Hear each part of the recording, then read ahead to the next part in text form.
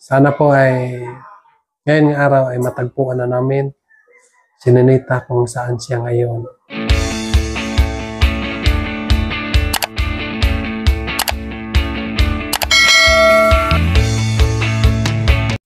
Hello mga kababayan, magandang araw sa inyong lahat. Kumusta na kayo dyan? So si Nanay Lorna mga kababayan, so dito pa rin, nakatulog pa si Nanay Lorna. At ako naman po mga kababayan ay magluluto muna ako ng agahan namin. At papakainin ko muna si Nanay Lorna kasi alam ko po nga gutom na po siya mga kababayan kasi galing sa kanila ay hindi daw siya kumain. Kaya ang gagawin ko ngayon mga kababayan at magluto muna ako para makakain po siya. Sabi naman po niya sa akin mga kababayan, hindi daw siya kumain. Pero pipilitin ko siya nga makakain dahil malayo pa yung biyahe namin mamaya. So, dapat may laman yung tiyan niya. So, ngayon mga kababayan, sasamahan nyo na lang ako doon sa kusina. Magluto ako doon. Meron kaming pagkain doon ngayon din namin naubos. So, yun ang iprito ko. Lagyan ko ng itlog mga kababayan para makakain po si Nanay Lorna. At meron din pagkain namin doon. Meron din kaming kanin doon mga kababayan nga bago luto. So nagdepende lang po sa kanya kung ano yung kakainin niya, ano yung gusto niyang kainin mga kababayan. Ang gusto ko lang makakain siya ngayon ng araw para po ay hindi madagdagan yung problema po mga kababayan. So tara na, punta tayo ng kusina. So ito yung ating kusina mga kababayan. So ito yung kanin, may kanin pa. So ito yung kanin nga prituhin ko mga kababayan, lagyan ko ng itlog. Pero meron din tayong kanin dyan nga bago. So kapag saan gusto si Nanay Lorna, so yan ang ibibigay natin sa kanya mga kababayan. So ngayon mga kababayan ay punta muna ako doon sa sa may tindahan.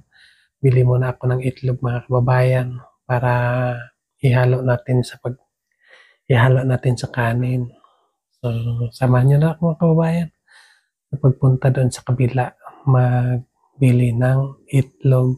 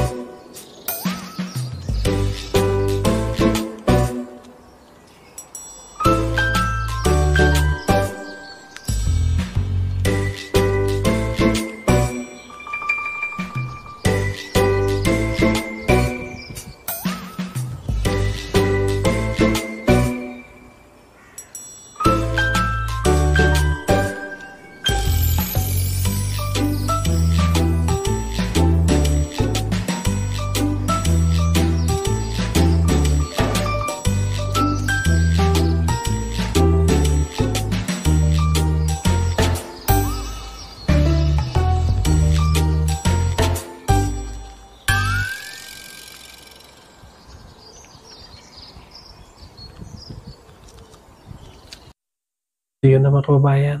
So, trabahuin ko muna itong aking ginagawa ngayon. Yan po. Sinimuhot ko baka mabaho na yung itlog mga kababayan. Mabuti yung tingnan natin bago ihalo. Kasi kapag sira na yung isa, tapos yung dalawa ay okay pa. So, maano lahat. So, dapat Tingnan natin kung saan yung mabaho. Pero ayos naman mga kababayan yung itlog. Yan, ihalo na natin para maayos.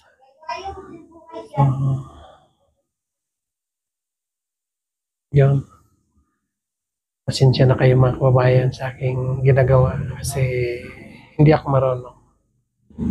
Pero dahil andito si Nanay Lorna, so hindi ako marunong, so ginagawa ko na yung dapat kong gagawin para po ay makakain lang po si Nanay Lorna.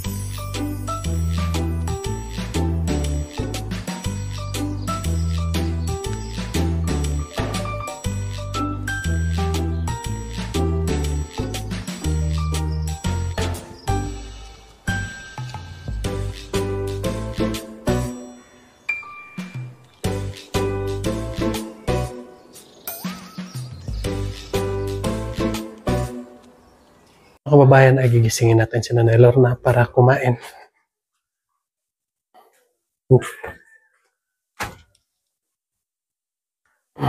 Nay, bangon ka, kain muna tayo.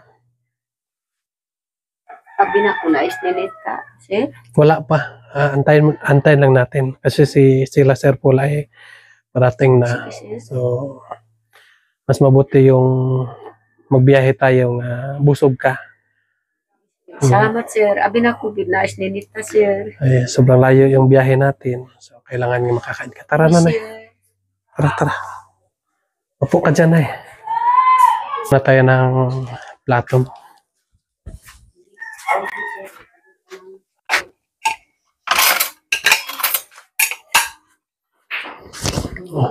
Ano? Ito, kahit walang ulam ito, may itlog na. Linagyan ko na ng itlog. Hindi ko ka nang makaon, sir. Ayo. Kain ka para Bukod sa akong unak minita. masarap. Pamita, di man makita. Masarap to. So, alam niyo mga kababayan ay si Nanay Lorna ay sobrang pagod po yung katawan niya. So, dapat ay hindi natin hayaan nga hindi siya kumain. Kailangan nga pakainin natin kahit kundi. At least may laman ng tiyan. So, tulad ni Nanay, maraming iniisip. So, dapat ay magkain ka na. Tikman mo. Tikman mo yung luto ko.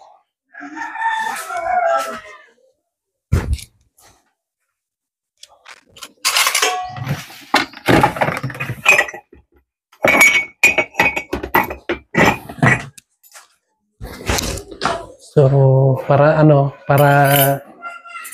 mainitan yung tiyan mo, magkape ka muna. Sige, sir, mukubos pa kaon.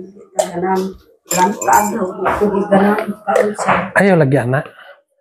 Kaya ang kapital na to, ang lawas ra. Kapag magsakit ta, magunsa na lang atong mga mahal sa buhay. Anong gusto ko din, sir, ilaw po ka, makita na po, sir. Dili, kanya kung pila pa kabuan, busa magpakita si Ninita sa imo ha.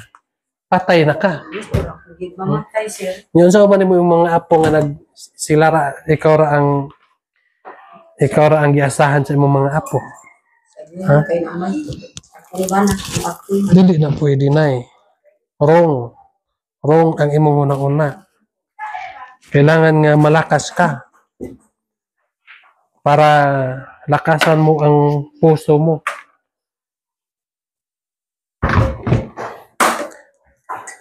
Hindi tayo susuko na eh. Huwag kapilang, sir. Hindi. Kugid ganang. Alam mo na eh, kapag ito lang ang isulod mo dyan sa tiyan mo, maurusir ka. So, kailangan nga kain ka ng kanin at may kape. Diba? Nang kuan, sir. Mga hikos mo pasay yung kaon, kung nanak po, sininit pa, sir. Hindi lagi na pwede na eh. Kaon. Kaon ka kay kuan ka ng Tinira akong kape, sir. kaon lagi na eh. Kaon. Giluto bayan ako para sa imo ha. Kaya di ka mo kaon. Sakit na akong tiyan kung ganang kanon, sir. Kuan naman na ka ng pilmero naman wala mo sakit imong tiyan. Sige po, lakaw-lakaw, ay kaon. Di ba? Ewan anak. Anak lang Yeah. po, sir. Mula kalakaw ka kay kaon mura na kagbukuan mulupad sa hangin. Sorry lang, sir. Tinirang kape, sir. Dili gyud na pwede. Dapat mo inom kag kape, mo kaon kag kanon. Ha? Ay lain man pud kaayo. Kanira imong kuanon kape. Dapat mo inom kag kape, mo kaon kag kanon. Yung kanin natin may ulam na. Kasi linagyan ko na ng itlog. Sige na, tikman mo ito. Sulti ko si imuha, kada ko mo kuan tres imong balay, mo sulod. Sulti ko si imuha, di ko gib ganan mo kaon. Pila na kaadlaw. Mang kuan, sir, kung imo pang anak, sir, na nawala, di uban-uban sa lalaki, dili yun lalim, sakit kayo, sir. Ano yun, huno na agad, sir. Yes, sakit para sa ato. Pero ang lawas ra nato ang atong kapital na eh. Kapag magsakit ta, magunsa na lang. Unsa na to pagpangita si Ninita kung magsakit na ta. So dapat pahalagaan natin ang atong sarili para may pagpatuloy natin ang pagpangita kay Ninita. Unsa mo pagkuyog-kuyog sa amo ang mangita kay Ninita kung magsakit ka? Pang agwan tun pag kuan. Unsa mo pag-agwan tanay kung dili na katindog? So dapat mo kaon ka.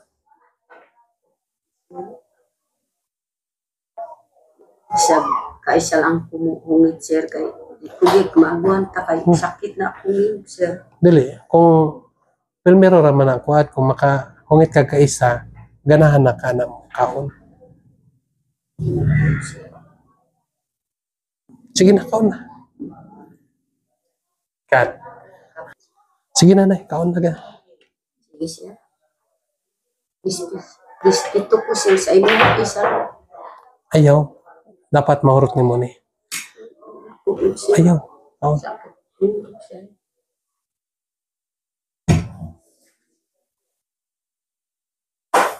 Di alam, sir. Ha? Lami man, diba? Lami na. Yan. Diba? Pilmero, parang ano pa, hindi pa maganda. Pero pag tuloy-tuloy mo lang, masarap na yan. Diba? Kanin, sir. Giluto na ko na para sa imo. So, mga kababayan ay abangan nyo na lang ang mga kumpletong kaganapan namin sa Pugong Biyahero. At mamaya ay magsama-sama naman pa kami ulit sa paghanap kay Ninita. Sana po ay ngayon ng araw ay matagpuan na namin si Ninita kung saan siya ngayon. Sana po ay makita na namin para din ay si Nanay Lorna ay mawala na yung kanyang tawag dyan, mawala na yung kanyang sakit ng ulo, no? Stress sobra si Nanay Lorna, mga kabayan, dahil marami yung mga problema na dumating sa kanyang buhay. So, sana po ay makita na namin ngayon si Ninita sa aming paghahanap. So, Nay, kumain ka kasi malayo pa yung ating biyahe ngayon. So, dapat kumain ka ng sakto. Ubusin mo yan, no? Kasi ayaw ko din nga magutom ka, no? Ayaw ko din nga, yung manghina ka dahil marami pang mga problema na eh. Mahirapan din kami kapag wala ka dahil ikaw yung mama. So, habang nandito pa kami, nandito pa yung PB team, huwag kang magpakawala ng pag-asa na eh. Makaingon si Ninita kung namatay ko. Maayo pa po. Ako ang dispituan akong mama ko sa istorya. Dispito ko si mama. Karon, masuk ko sa akong kawarin. Ingon po si Ninita pananglitan kung namatay ko siya. Purya buyag. Sanay, dili tayo mamatay. Basta mo kaon pagyud ta. Maning kamot kag kaon. Tapos na gusto ko nga magpalakas ka kasi magpaturo muna ako sa iyo magsayaw sa ating sinayawan ng kultura kasi alam mo naman magpunta kami doon sa Manila ngayong 20, no? So, turuan mo ako magsayaw para meron din akong ipasigarbo doon. Meron akong doon sa kanila nga ito din ang natutunan ko. Di ba? So, yun ang gusto ko nga magpakalakas ka para pagkatapos na itong problema tungkol kay Ninita ay tuturuan mo ako magsayaw ng dance natin para yun din ang ipanlaban ko doon sa mga kasamahan natin doon. So doon na lang ako maghanap ng kapartner ko sa sayaw. At least maturuan mo ako dito, Nay. Sir, paningkamot lagi ingat po si Sir Biyahero. Paningkamot ko yun sa inyo maupuan. Pamita po maturo ako din, Sir. Walang problema, Nay. Habang nandito pa kami. So, habang nandito pa kami, Nay, walang problema. Hindi kami hihinto kapag hindi namin makikita si Ninita. So, kain ka na ba? Sige na, pagkaon. Pakainin muna natin si Nanay Lorna, mga kababayan. Hindi din natin masisi yung kanyang naramdaman bilang ina. So, kahit masarap yung kanin, dinagyan ko ng itlog, ayaw pa rin niya. Sabi ko sa kanya ay mahirap. Hirap kapag hindi ka kumain. So, sige lang mga kabayan, huwag kayong mag-alala. Pipilitin ko ito mamaya. Kasi malayo yung biyahe. So, magpapasalamat lang po ako sa inyo mga kababayan sa walang sawang nagasubaybay sa aming YouTube ng PB Team. At maraming salamat po mga kababayan sa walang sawang pagsuporta ninyo sa Pugong Biyahero. Sana po mga kababayan ay huwag kayong magsawa na magsuporta sa amin. Lalo na kay Sir Paul. para maipagpatuloy namin ang aming pagtulong sa mga kabuktiran, sa mga katutubo na katulad namin ni Nanay Lorna. Alam niyo mga kababayan, ang dami-dami pang mga tao, mga katutubo na nangangailangan ng tulong. So sana po mga kababayan, na hindi kayo magsawa, na magsubaybay ng mga YouTube namin, lalo na kay Sir Paul, para yung nangangailangan ng tulong ay maabutan pa ng TV team ng tulong. At saka marami pa po ang nangangailangan na ma-sponsoran sa kanilang pag-aaral. Kaya mga kabayan, nakikiusap po ako sa inyong puso na sana ay hindi natin makakalimutan. Susubaybayan natin palagi ang Pugong Biyahero para marami pang mga katutubo na makatapos sa kanilang pag-eskwela. Yun lang po. Thank you. Bye-bye.